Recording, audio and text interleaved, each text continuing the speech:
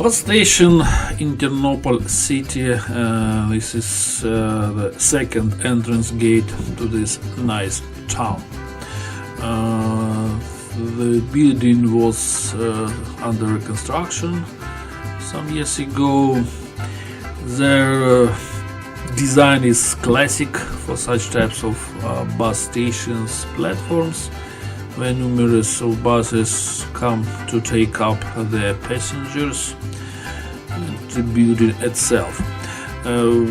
What I want to mark the most big plus or positive that it's very clear as outside as inside.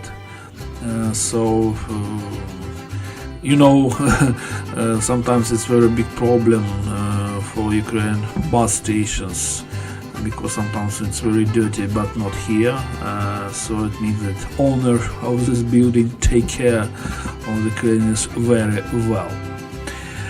Some small waiting rooms, some sofas, there are some benches, some cash desks. To some distances, usually long distances, you can buy tickets in internet, but for locals you need to buy tickets only in cash desk. So if you have plans to travel around the Ternopil area, only cash to regret. Yes, and here is a view of waiting platform for buses.